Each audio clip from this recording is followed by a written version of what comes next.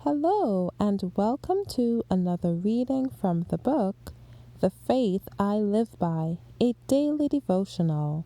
Today's reading is entitled, His Majesty and Greatness, February 2nd. Thine, O Lord, is the greatness and the power and the glory and the victory and the majesty, for all that is in the heaven and in the earth is thine.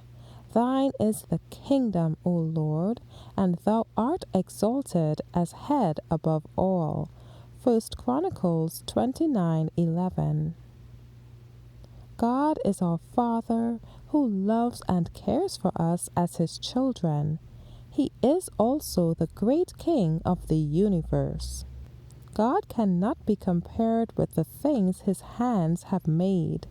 These are merely earthly things, suffering under the curse of God because of the sins of man. The Father cannot be described by the things of earth.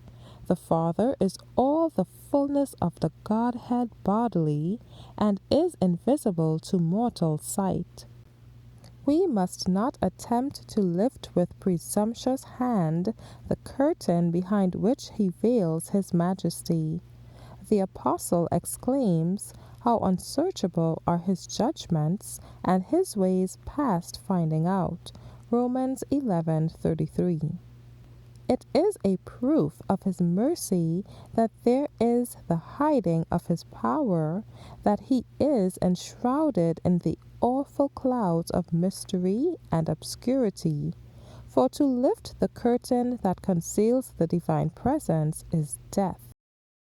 No mortal mind can penetrate the secrecy in which the Mighty One dwells and works. We can comprehend no more of his dealings with us and the motives that actuate him than he sees fit to reveal.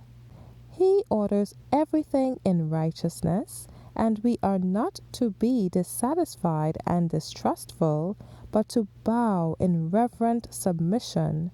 He will reveal to us as much of his purposes as it is for our good to know, and beyond that, we must trust the hand that is omnipotent, the heart that is full of love. Jehovah is the fountain of all wisdom, of all truth, of all knowledge. Man can now only linger upon the borders of that vast expanse and let the imagination take its flight.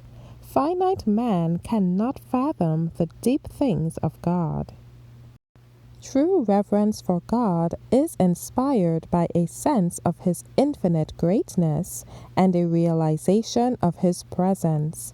With this sense of the unseen, every heart should be deeply impressed. Thank you for listening today. I trust that you have received the message God had in store for you. God's peace be upon you. Maranatha.